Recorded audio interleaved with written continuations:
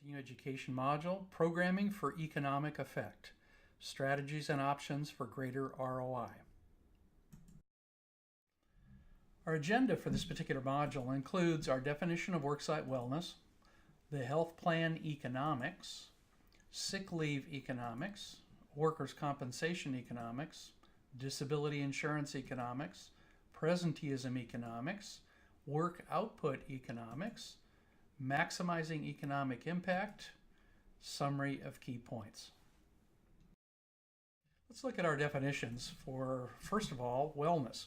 An intentional choice of a lifestyle characterized by personal responsibility, moderation, and maximum personal enhancement of physical, mental, and financial health.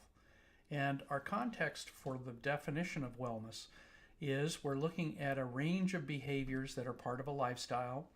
There's a sense of personal responsibility, moderation, and maximum improvement of our physical, mental, and financial health.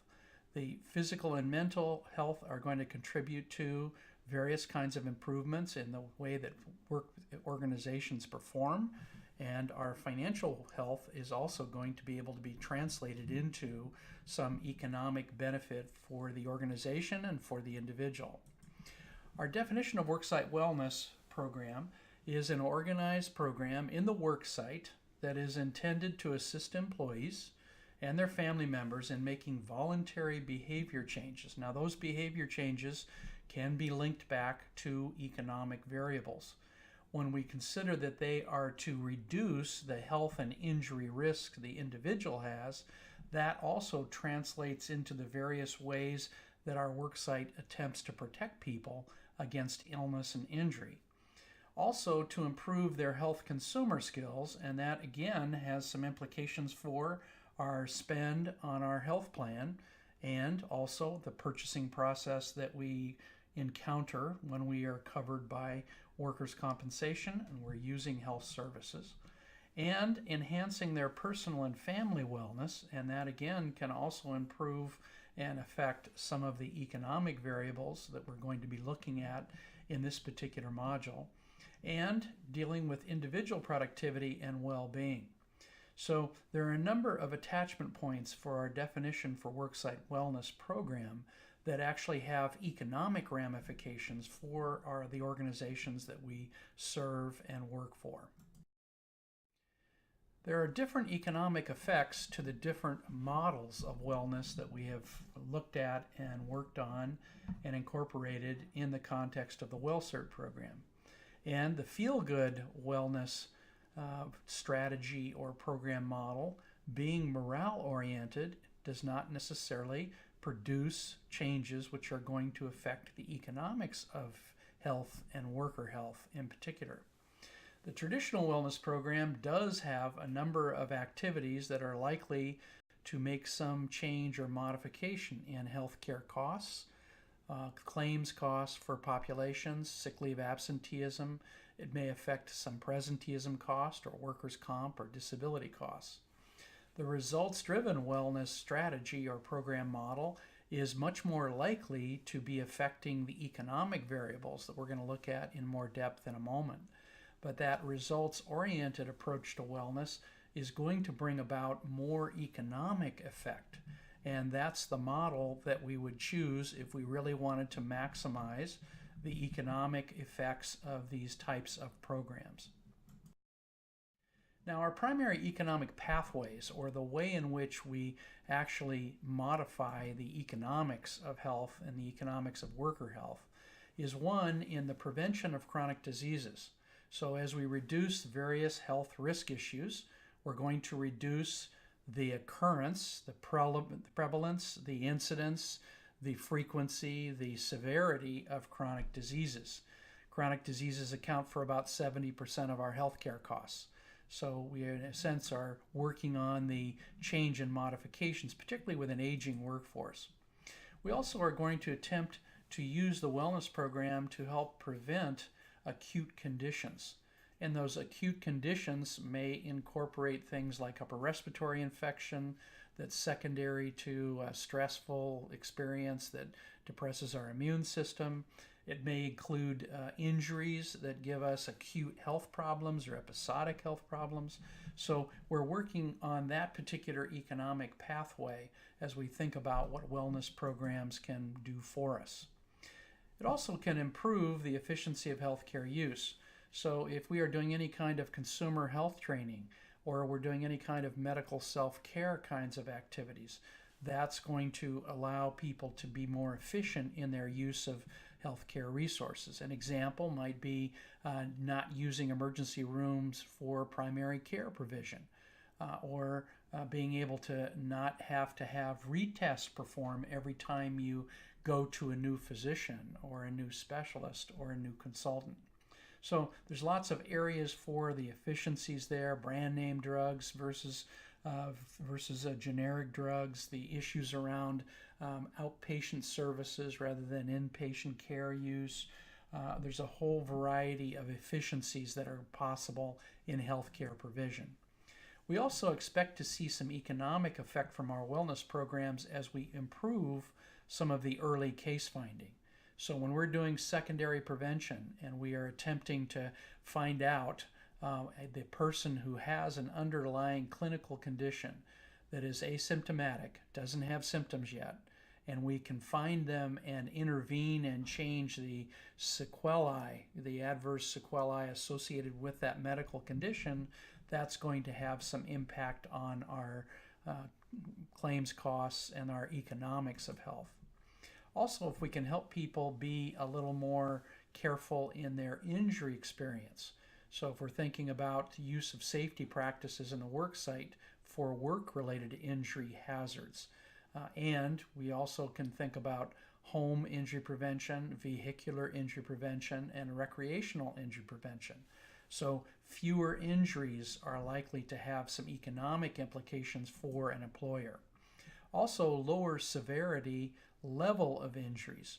So if we can help people be and have a higher level of basic health, we can then potentially lower the severity of some of the injuries that they encounter when they are either at work or not at work, depending on what kind of coverage the employer has.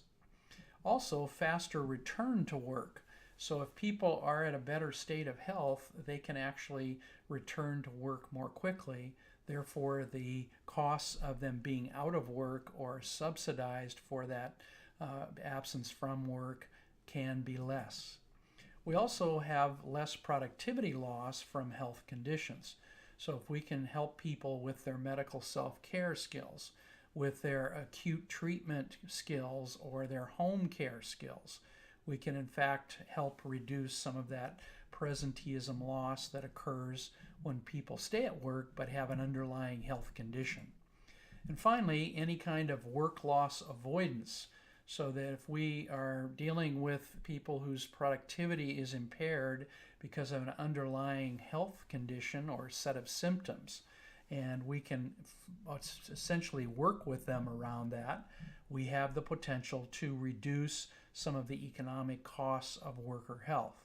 So these are all primary economic pathways.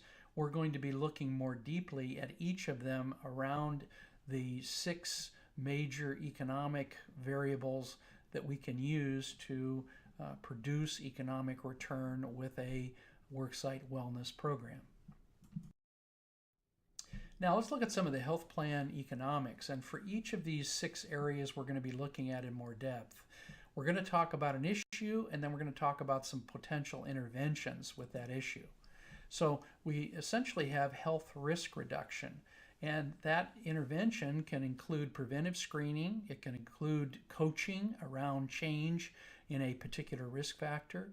It can include using some group activities like walking clubs to help people be less sedentary and more active.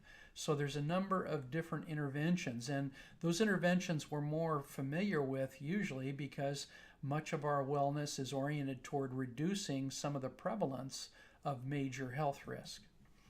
Another issue in the health plan economics is how much medical self-care is going on in the population.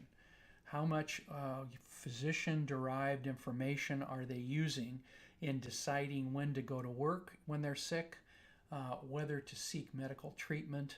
If they are seeking medical treatment, where should they seek medical treatment? How do they find out what the symptoms they're encountering mean? Those are all part of medical self-care improvement. And our interventions can be learning management system modules on medical self-care. They can be training and rollout workshops that introduce this particular area of activity. We can have some skill improvement as being part of a nurse advice line or a coaching activity. So lots, again, of different interventions around this particular area. Also, if we are promoting low-cost smartphone apps that can help people with medical self-care, resolution of symptoms, that would be another example of this particular kind of economic effect coming from a different kind of intervention that we might do with a population. We can do the same thing on consumer health enhancements. So there's a variety of different resources and interventions that we oftentimes use to allow people to understand more about the transparency of pricing in the services that they are securing. Also the issues around what kinds of providers. How do I find the center of excellence or the organization that does things well, that has relatively low risk attached to their health care? So there are a lot of consumer health skills that we can teach through LMSs, through learning management systems, through online modules, through some coaching activity, through mentoring, through being able to help people with the choices they make when they are using healthcare resources. Another area of the health plan economics has to do with price sensitivity. And currently in most of our healthcare system, there's very little price knowledge and very little price sensitivity. So that ability to have our health plan structured so that we experience some of the pricing differences would then cause the individual to begin to ask questions about options and alternatives around different types of healthcare use, and also less expensive providers, particularly when they are experiencing something like a consumer-driven health plan. Improved site of care.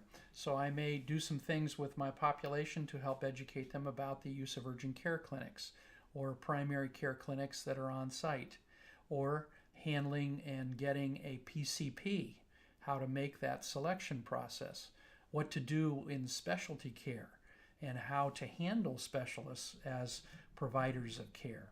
So improved site of care is another place where some of the economic issues of wellness can affect our health plan spending. In addition, if I'm doing some things to lower the prevalence of injuries in my population, both incidence and severity of injuries, that is likely to then have a beneficial effect on my health plan costs. And one of the major diagnostic categories that we have for healthcare claims in the ICD-9 and ICD-10 is injuries and accidents. So we have that already existing major diagnostic category giving us feedback if we have claims data on our population about how much an injury experience and accident experience that group is having to begin with.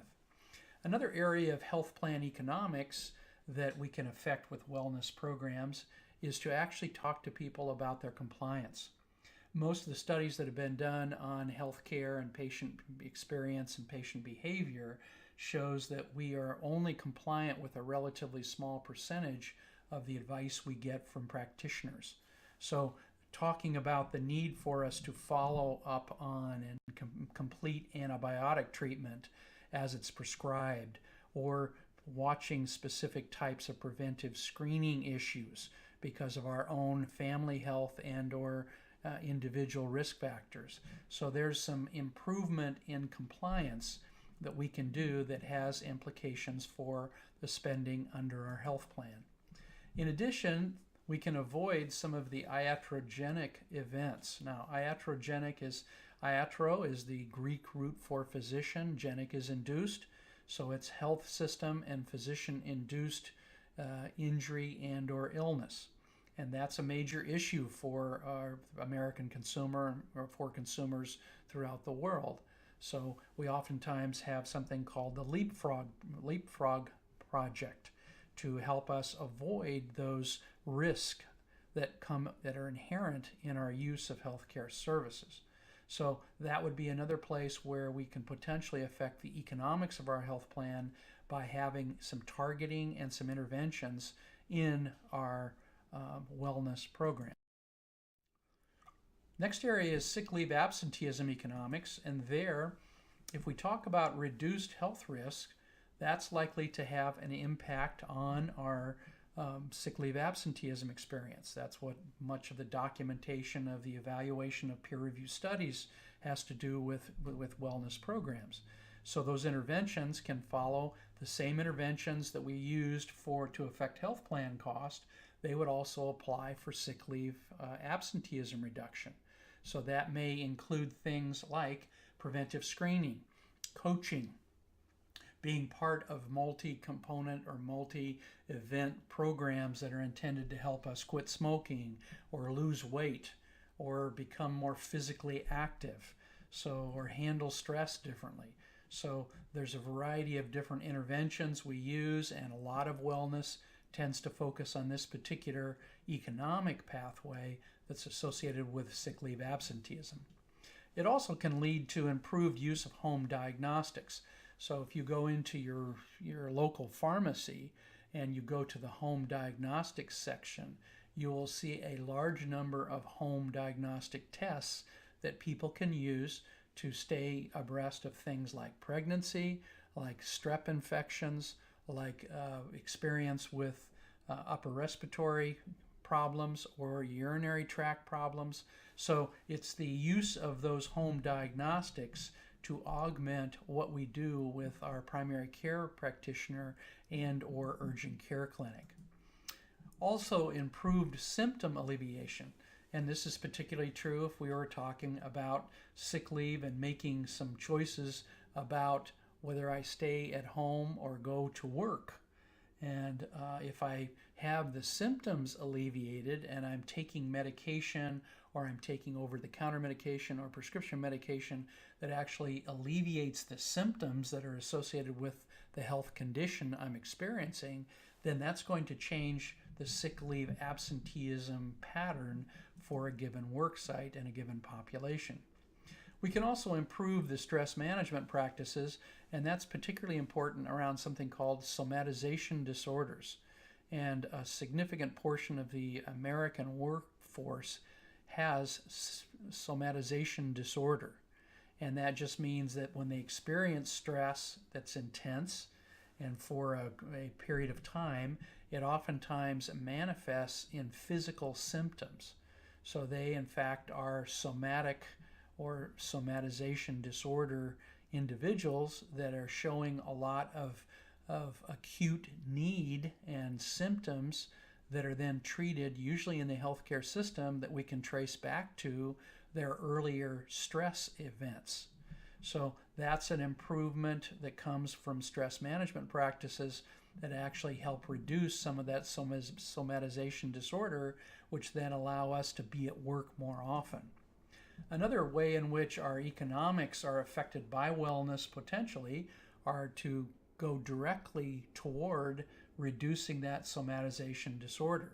It's really, in a sense, teaching people about how to handle that, how to diagnose whether they have somatization disorder, and then how would they go about affecting their sick leave absenteeism and healthcare use as a result of being able to look at what their own patterns are around experiencing stress, extreme stress, and then having that manifest in some set of symptoms. Another way in which our economics of sick leave absenteeism occurs is a shift in incentives for sick leave use. And we generally think of things like paid time off or combined leave programs as a way of providing a disincentive for people to use sick leave, to only use sick leave when they really are sick. So that's one of the interventions here, is a redesign of our sick leave policies. We can also combine that with medical self-care and or resources that are provided to individuals or primary care clinics that are provided in worksite settings. So there's a lot of different things we can do to shift the incentives around sick leave use. Another one of the ways in which sick leave can be affected is by our injury prevention efforts. So if we have either at the work site or home or vehicular or recreational injury prevention, that in fact can affect the injury frequency, incidence or prevalence, and the lower amount of that is what results then in lower amounts of sick leave absenteeism being needed. The next area we're going to look at is workers' compensation economics, and some of the ways that we can use wellness to change our workers' comp economics is to reduce the prevalence of health risk. Those again go back to any of the interventions that we've talked about earlier that affect the issues around health plan use, sick leave absenteeism. Workers' compensation again is the same kind of set of issues. If we can reduce the prevalence of those health risks, a lot of the findings that Dee Eddington has come up with, and Ron Getzel and David Anderson, has essentially showed us that health risk will usually increase the amount of workers' compensation costs that we encounter for a given population. So those interventions can be the same kinds of interventions we're doing for the other areas, and then we get the benefit from doing them for this area as well. We can also have reduced severity of health risk. So if we have some coaching resources, if we do testing, or we have some incentives for people to reduce the severity of selected health risk, that again can be an intervention which allows us to reduce that. Now that intervention may be things like even as general as watching a TED Talk that helps people who are very either morbidly obese, clinically obese, and in fact encouraging them to work on reducing their body weight or their BMI. So that would be an example of an intervention that could be used to reduce the severity of health risk and specific health risk based on the HERO data and the findings of the Health Management Research Center at the University of Michigan. Those are all things that can reduce and help reduce the economics of workers' comp. Another area is to improve and to communicate and to work with people in a worksite setting around increased safety compliance. So most safety activities are not at the perfect level. There's very few places that have a perfect safety record. So the ability for us to work on improving compliance is another way of reducing some of the worker compensation injury incidence and severity issues. We can also improve how fast people return to work by how we've organized our return to work program and also what incentives we have in place for a quicker return to work. The kinds of things that would also help here are going to be things that may improve people's compliance with how they are actually working on these issues. Another area would be fewer strain cases. So if we can in fact look at our worksite, strain is one of the most typical types of activities that people experience in terms of workers' comp. So that's another way that we have of being able to reduce the frequency and severity of strain cases. In addition, we have less work disruption due to fewer injuries. So if we can modify the injury experience in our population, we're likely to have less work disruption, where people are out for a period of time, or they're at the doctor, or they're in the occupational health unit, and then we're essentially losing some of that productivity by their situation needing to be treated for an injury. So these are going to be some of the major issues in the workers' compensation economic area, and we can in fact have a number of different interventions for each of these. So it depends on what we want to target in our wellness program and then what interventions we want to match to achieve those targets. Next area is disability insurance economics, and that affects both short-term disability and long-term disability. And the kinds of things that we can do to help that is to have fewer vehicular injuries. And we can do that by doing some defensive driving training. We can do it by how we set up and what we do with people when they are driving in their own cars and or in cars that may be rented as part of a work process or part of a fleet. So there are ways in which we can intervene around those vehicular injuries. If we can help people be a little, just even a small portion of more safe in their driving activity by using defensive driving kinds of techniques, or also preparing for weather, hazardous weather or extremes of weather, those things can in fact improve the vehicular injury rates in our population. Just another one that would be an intervention here is doing some things in your wellness program about distracted driving. Distracted driving is a major issue for us as a nation. So the ability for us to do some things in our wellness program that help reduce the amount of distracted driving which our population is doing. We can also have fewer chronic diseases, and those chronic diseases are oftentimes the things which cause us to be on disability. So if we can reduce the frequency and prevalence of chronic diseases, we are in the severity of chronic diseases, we in fact can reduce the amount of disability that is charged or cost for a given population. So those interventions can in fact parallel interventions where we are doing this for other reasons in our wellness program, but we're also getting some of the benefit of these basic kinds of interventions that are reducing the frequency and risk of chronic disease, prevalence and severity of chronic disease in our population. In addition, another area is less severe medical conditions. So if I can help people manage those, and we call that, by the way, once you have a diagnosis and you're helping people manage their medical conditions, it's called tertiary prevention. So primary prevention deals with the precursors to illness and injury, and those are going to be involved in the first two bullets. In the third bullet, we're talking about medical conditions where we are helping people reduce the adverse outcomes of their medical condition by being able to modify some of the lifestyle factors and the way in which they're perhaps taking care of a specific chronic condition. Another one of the potential ways of changing the economics of disability insurance is to provide and help have fewer stroke incidents and severity in your population.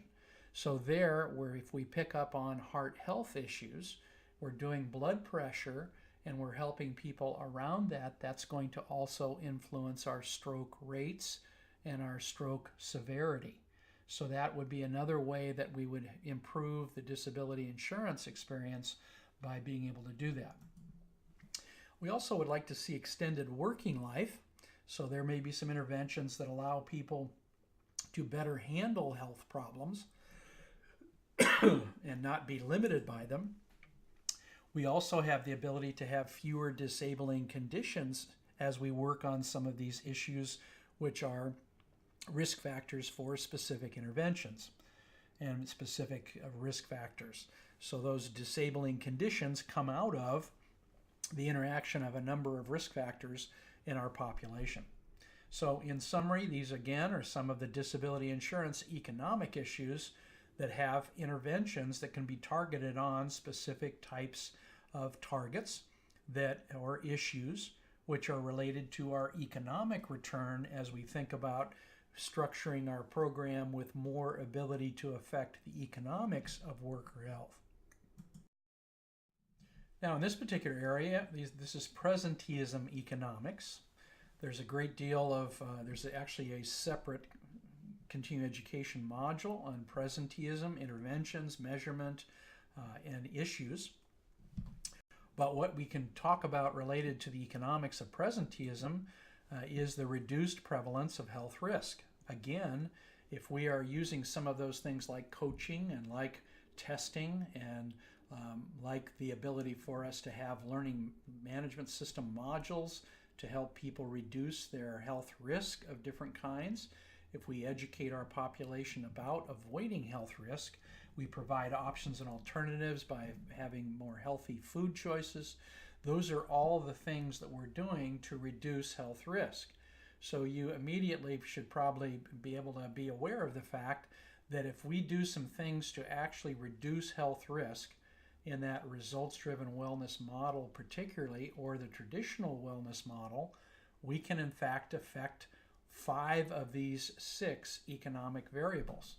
So by reducing the prevalence of health risk and their severity of health risk, we in fact change some of the economics around presenteeism. Now, presenteeism is essentially a loss of the productivity or the value that comes with people having an underlying health condition, needing and choosing to stay at work, but not having as good a productivity as they would if they didn't have that underlying health condition. So that's what our definition of presenteeism is. There are lots of ways to measure it. There's lots of ways to affect it. If we have fewer metabolic syndrome cases in our population because we've worked on some of the key health risk issues for our population, that would be another intervention and another way to affect presenteeism.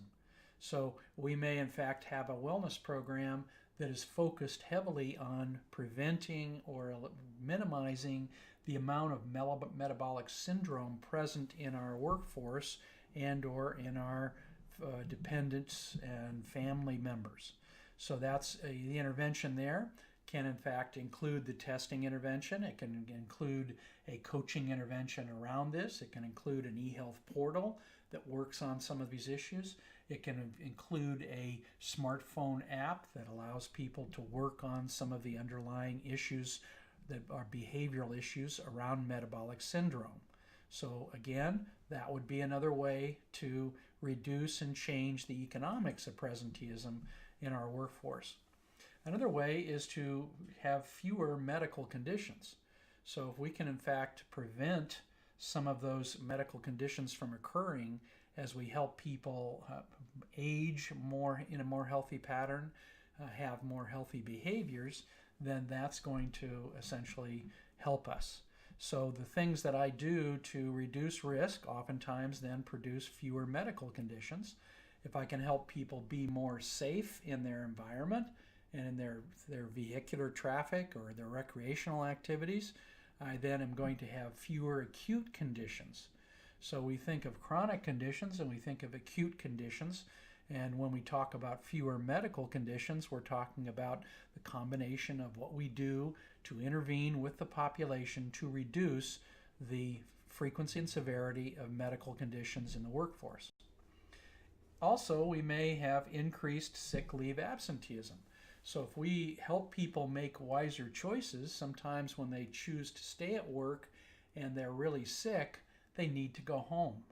So if we can train supervisors as an intervention, if we can provide some guidance on a website or an eHealth portal, if we can provide a health unit that can help people differentiate between those things they should take home. Sometimes you're infectious, you're in an infectious state with an upper respiratory infection, an echovirus, or a viral agent. So we want to be able to help people make wiser choices. So we may want to actually see them actually not be at work rather than try to be at work and try to be productive when they've got these underlying health problems. So those would be some examples, again, of some interventions that would actually increase sick leave, maybe more appropriately, and so that people don't stay at work when they have an underlying health condition that they should be resting for or being at home to treat. We can also have less presenteeism related work loss. So if we have some help, intervention might be a website that people can go to when they have an underlying health problem. There are about 50 or so underlying health problems that people oftentimes take into work. And if we could provide some advice to them about how to reduce some of the symptoms and or some of the discomfort that goes along with some of those conditions, that would be a way to reduce the work loss by helping people become less symptomatic and have less impairment of their work productivity with the condition that they've chosen to stay at work with. So that would be an example, again, of an intervention around presenteeism reduction in our workforce. Another, the last item under presenteeism economics might be greater use of symptom relief products. So that actually was one of the major catalysts to pharma, the large drug companies, doing a lot of research and a lot of funding around presenteeism. Was they saw this as ways of developing new pharmaceuticals that would actually help, and also packaging existing pharmaceuticals to make them available to workers who decided to go to work with that underlying health condition. So that's a greater use of the symptom relief products that are available over the counter, making it easier for people to get to them. There's a variety of different interventions we can use to actually help people with that. So that would be, again, another way of reducing some of the presenteeism problems by being able to reduce the underlying symptoms that people are experiencing, and particularly the discomfort involved in that. Our last of the 6 areas is what we call work output economics. And that's where we have a standardized unit of productivity or production function, and we are then increasing that standard work units as one of our ways of changing the economics around a wellness program, and having the wellness program actually help people who are doing standardized work activity be able to do more. So our interventions here may follow a lot of the general wellness interventions we've talked about along the way, and they can in fact be used to help people increase standard work units. Some of the studies, peer-reviewed studies that have been done and published in the Journal of Occupational Environmental Medicine, have been in call centers and in claims adjudication units and administrative services units. So if our work unit is standardized, we can in fact look at it from a perspective of saying, what has the wellness program contributed to an increased level of productivity of those standard work units? Another one of the issues is less work time lost. So we can in fact have less time lost as people are involved in injuries, they're involved in worksite related or non-worksite related. They're handling, some of the average 24 different medical symptom events that the average worker has each year. So 2 a month is what the National Health Survey tells us. So that's a lot of activity where people are trying to diagnose, trying to determine what they're going to do, how they're going to reduce some of that productivity. So less work time loss. And finally, less lost opportunity costs. So if we in fact have things where people have canceled trips because they've gotten sick, they're not able to do training, they're not able to follow through on something that's been a previous commitment, a work commitment. So there's various types of value of that when we have people that are experiencing those 24 average medical symptom events per year, and then having that affect the way in which they are able to work and or be productive. So these are some of the issues, again, and interventions where we might do some specific interventions to affect this particular economic variable. The strategies for greater economic impact, these are addressed in another one of our CE modules, and I will just go over them quickly, but these are some of the strategies for increasing the return on investment of a wellness program. So I can make brand identity improvements so that the program becomes more appealing and more people take part in it. I can strengthen the program's AMSO, so I can work on the awareness, motivation, skill acquisition, and opportunity to practice. That's really in habit formation and improving our habit formation activity. The third strategy, and again, all of these are discussed in much more depth in another CE module. We can include spouses in programming to get some of the benefits of having two people working on wellness in the same home and the effects that that has on potentially affecting the dependent children in a home situation.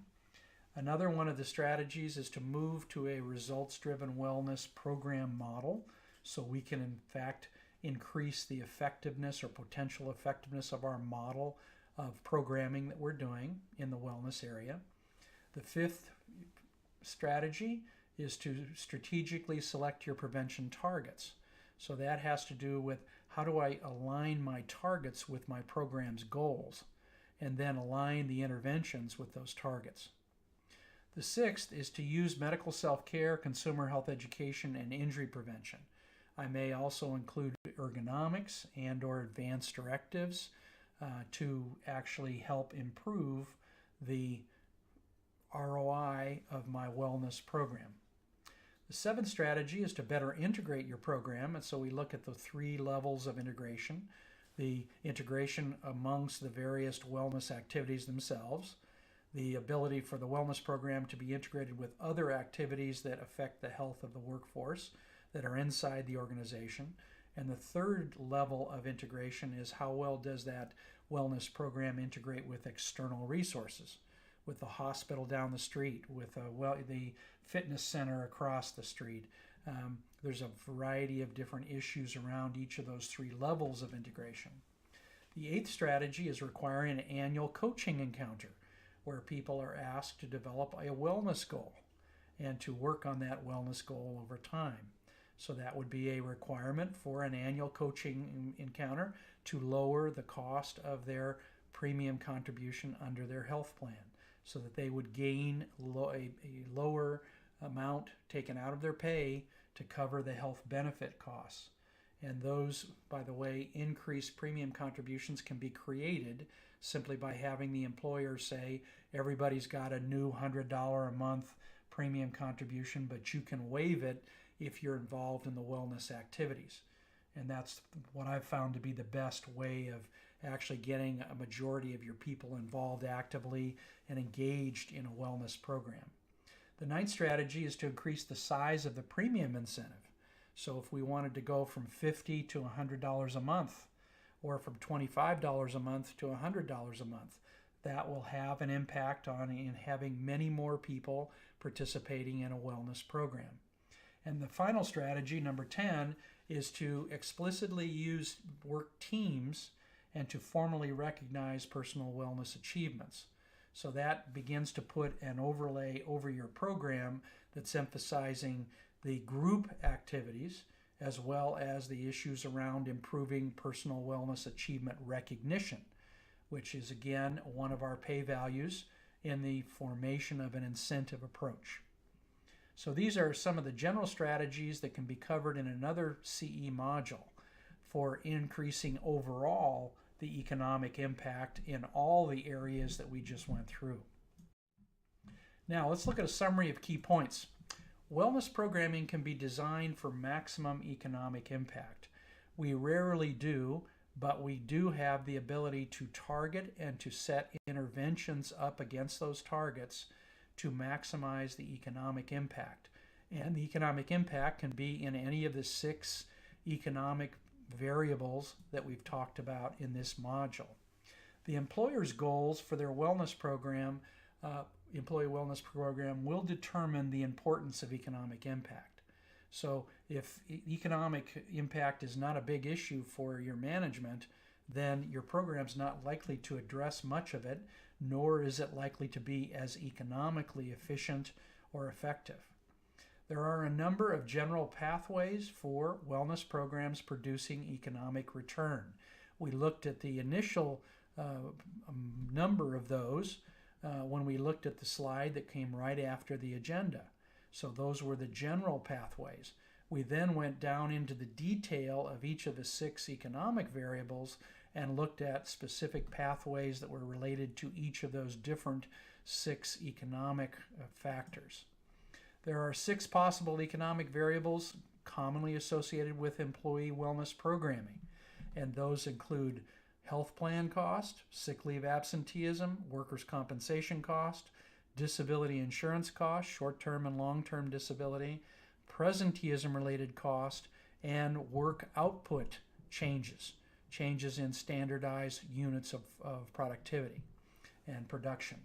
So those are the 6 economic variables that we talked about in this particular module. Management, our senior management, determines which of the 6 economic variables is important to affect. So that's a choice that our management makes. Unfortunately, very few managers and senior managers know about the 6 economic variables and know that wellness can affect them, nor do they choose to monitor or to use them to look at the economic return of their wellness program. So that's the unfortunate thing. For each of these 6 possible economic variables, there are various pathways and strategies for maximizing the results. And that's what this particular module is about. It is about choosing your targets correctly, the identifying and choosing the economic variables you're going to work on, matching the interventions to those, and being able to maximize the results. For each pathway, there are possible interventions that are likely to maximize economic return. So this is where I get some of the art of wellness, by being able to know which interventions are likely to affect which economic variables. So many of the common interventions in wellness actually affect all 6, but if we're not measuring or looking at them, then we generally undercount them and under-reflect the value, the economic value of our wellness program. That oftentimes leaves us with a tactical program rather than a strategic program. By using more of these pathways and interventions, you can significantly increase the economic return from your employee wellness program. So we generally know what our costs are. We usually apply those costs to only one economic variable, like health plan cost or sick leave. The matching of targets and interventions is an important part of programming. And there's 2 or 3 other CE modules that really go deeper into this targeting issue and then matching your targets with your interventions. The structure is the goals, the metrics, the goals, the targets, the interventions need to be matched if I want the program to be as optimally efficient or effective. So these are some of the summary of the key points from this particular module. Let's look at some key questions about this particular area. Our first question is, why do so few employers maximize the economic return of their employee wellness program? And I think the reasons are as follows. There's 4 major reasons. One is they don't know what variables to include or to look at, and they don't know how to measure them. So they also then don't know how to affect them. And that's one of the reasons why the WellCert program is in existence. It's to help people understand that there are really many economic issues we can address in a wellness program if we in fact understand worker health better and understand the nature of the programming that we do. The second major reason, this first one is really the lack of knowledge, and the lack of knowledge about what to include in the economic variables, how to measure it, and then also how to affect it. The second major reason is they fail to see the competitive advantage of a strong economic approach for wellness. So they are not really thinking through the economic or competitive advantage that a strong economic approach to wellness can bring them. The third major reason is they've gotten usually sidetracked into the tactical activity of wellness. So they're not very strategic in their approach. They're looking really just at doing some activities. You know, the company down the street is doing them, therefore they need to do them. So they're far too tactical. And the fourth reason is that many of the employers that I have seen over the last several years have actually gone too far, in my estimation, to vendorize their programs. They've essentially given the program to their vendors, and they don't have much at stake. They don't have much skin in the game. They don't have much of a sense of ownership, and they're not likely to get anywhere near as effective a program effort out of it. So that's the fourth reason why I think there's so few employers maximizing their economic return of their employee wellness program.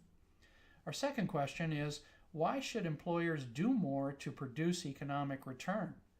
And the reasons, I think, are for the business advantage and also for the human capital advantage.